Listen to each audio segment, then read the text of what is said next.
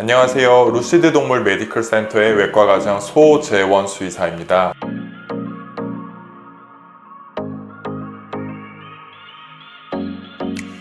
3살 이상 고양이 중 80% 정도가 치과 질환을 앓을 정도로 고양이는 치과 질환에 매우 취약합니다. 그중 고양이 치아 흡수 병변은 주로 입 안쪽 어금니에서 증상을 보이기 시작해 초기에는 발견하기 어려운 질병입니다. 오늘은 고양이 치과 질환 중 하나인 치아 흡수성 병변에 대해 알아보도록 하겠습니다.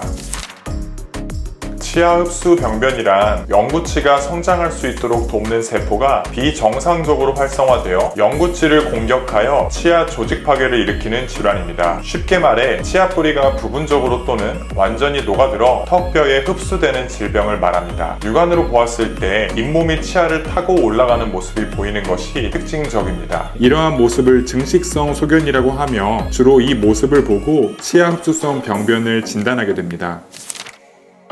고양이 치아 흡수 병변의 원인에 대해 명확하게 밝혀진 것은 없지만 자가 면역 질환이나 바이러스 감염, 비타민 D 부족, 치석 등의 원인으로 추정하고 있습니다. 또한 개보다는 주로 고양이에게 나타나며 전 연령에서 발생할 수 있지만 나이가 들수록 질병이 발생할 확률은 더 높아지게 됩니다. 질병의 초기에는 잇몸만 붓기 때문에 잇몸에 염증이 있는 정도로 오해할 수 있습니다. 치아가 녹거나 잇몸이 증식하는 증식성 소견이 있기 전까지는 육안으로 진단이 매우 어렵습니다. 치아 흡수성 병변은 치아 뿌리가 녹는 질환이기 때문에 육안으로 확인하기가 힘든 질환입니다. 따라서 조기 진단을 위해서는 정기적인 치과 검진이 필요합니다. 치아 방사선과 치과 CT를 통해 치아 뿌리를 확인할 수 있습니다. 치과 CT의 장점으로는 방사선보다 훨씬 빠르고 정확하게 진단이 가능하다는 것입니다. 모든 치아를 진단하는데 30초 안으로 가능하며 모든 치아의 뿌리가 명확하게 확인이 가능합니다.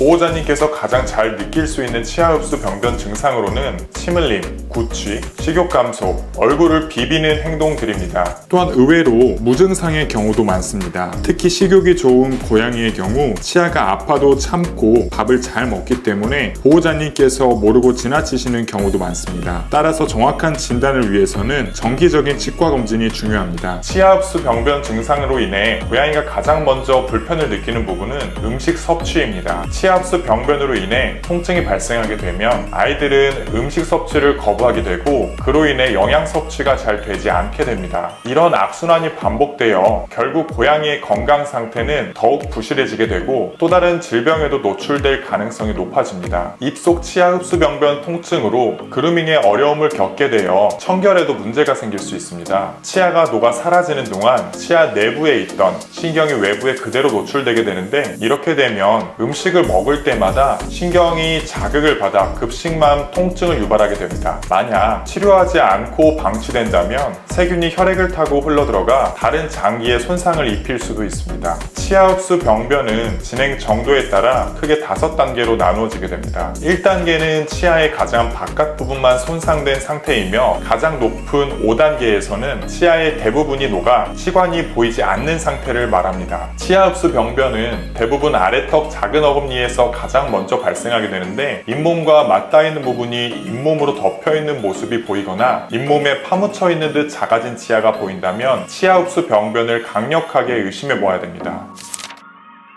치아 흡수 병변은 최선의 치료가 발치라고 알려져 있습니다. 상태에 따라 스케일링을 진행하는 경우도 있지만 치아 뿌리까지 완벽하게 뽑는 것이 가장 최선의 치료라고 할 수 있습니다. 그 이유는 아직까지 다양한 치료법이 시도되고 있지만 치아 흡수를 멈추게 하거나 다시 치아를 되돌릴 수 있는 방법이 없기 때문에 발치를 해주지 않으면 치아가 전부 녹아 없어질 때까지 통증과 염증이 동반됩니다. 따라서 발치를 통해 통증의 원인이 되는 치아를 뿌리까지 완벽하게 뽑는 발치가 가장 최선의 치료 방법입니다. 고양이 치아 흡수성 병변은 육안으로는 정확히 알기 어렵기 때문에 정확한 진단과 치료를 위해 치과 방사선이나 치과 CT 촬영이 필수적입니다. 치과 CT의 경우 30초 안에 모든 치아의 촬영이 가능하며 치과 방사선보다 정확합니다. 고양이의 경우 하악뼈가 얇아서 쉽게 부러지기 때문에 치아 흡수성 병변의 발치의 경우 아래턱뼈와 함께 녹은 치아 뿌리를 부러뜨리지 않고 않고 발치를 하는 것이 중요합니다. 이러한 이유로 뿌리까지 정확한 진단을 위한 고양이 치과 전용 장비와 고양이 치과 수술 경험이 매우 중요합니다. 저희 루시드 동물병원은 오랜 기간 고양이 치과 치료를 함으로써 치과 치료의 전문성을 가지고 있으며 치과 전용 장비와 전문 수술실을 갖추고 있습니다. 대기실에서 CCTV를 통해 치과 치료 장면을 직접 보실 수 있습니다. 한편으론 고양이의 치아를 발치하는 것에 대해 걱정하시는 보호자님들이 많으실 텐데요. 실제로 치아가 없는데 밥을 잘 먹을 수 있나요? 라는 질문을 가장 많이 하시곤 합니다.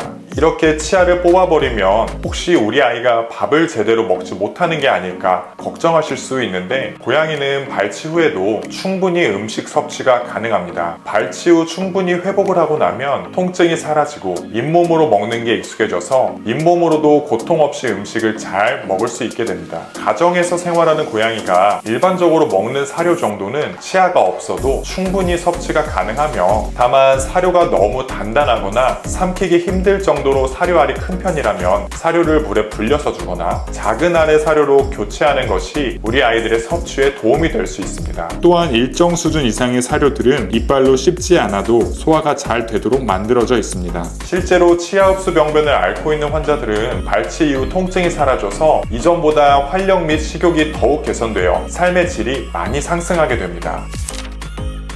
치아흡수성 병변은 예방이 어려운 질환이며 근본적인 치료는 자세한 검사를 통해 질환을 조기 발견하고 발치를 통해 치료하는 질환입니다. 양치질은 치아흡수성 병변과 크게 관련이 없으나 주에 2에서 3회 정도의 꾸준한 양치질은 치과 질환 예방에 큰 도움이 됩니다. 양치질은 치석으로 인한 치주염을 예방하는 효과가 있기에 평소 양치질을 규칙적으로 해주고 스케일링을 통해 치석 관리를 하면 구강 관리에 도움이 될 수 있습니다. 또한 양치질을 하면서 보호자님께서 우리 아이의 치아를 꼼꼼히 살피다 보면 치아 흡수 병변을 조기에 발견하실 수도 있습니다. 무엇보다도 고양이 치과 질환을 예방하는 가장 좋은 방법은 정기적으로 치과 검진을 받는 것입니다. 고양이는 아파도 참는 습성이 있는 만큼 조기에 발견해서 빠르게 치료하기 위해서는 정기적인 검진을 받는 것이 매우 중요합니다. 오늘은 고양이 치아 흡수성 병변에 대해서 알아보았습니다. 우리 아이들이 아프지 않고 꽃길만 걸을 수 있도록 저희 루시드 동물 메디컬 센터가 함께하도록 하겠습니다. 감사합니다.